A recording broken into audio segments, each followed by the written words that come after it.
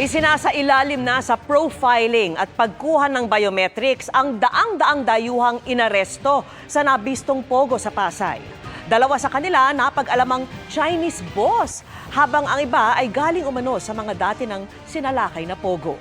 Nakatutok si Salima Refran.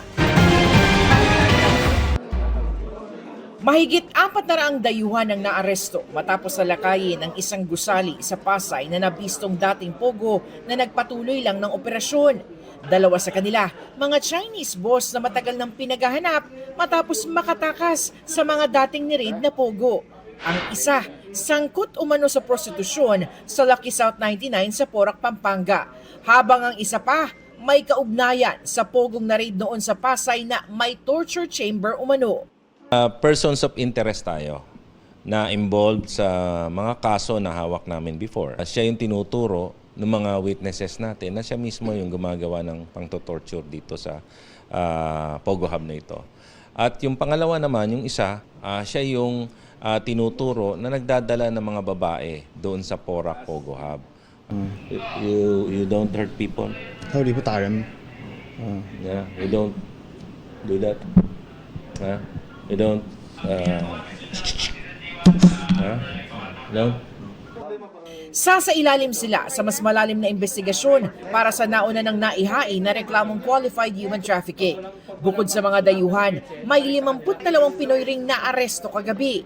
Ang isa, natukoy na driver ng isang pogo boss sa Porac, Pampanga.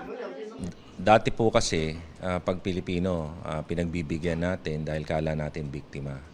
But pag paulit-ulit po naming nakikita yan, wala na po kami magagawa kundi i-charge na rin po sila. Ngayon ho talagang iimbestigahan na ho namin yung mga kapwa natin Pilipino.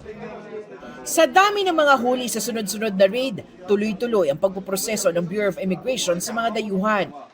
Sumasailalim sa proseso ng immigration profiling at pagkuha ng biometrics ang mga naarestong dayuhan. Yan ay para matiyak yung kanilang pagkakakilanlan, pati na yung kanilang immigration status at pananatili sa bansa. Nakikipag-ugnayan na rin sa iba't ibang embahada para sa estado ng kanilang mga kababayan. Ihaharap sila sa inquest proceedings para sa immigration violations. Mag-a-apply naman ng cyber warrant ang PNP-CIDG para masilip ang laman ng mga gadgets at computers.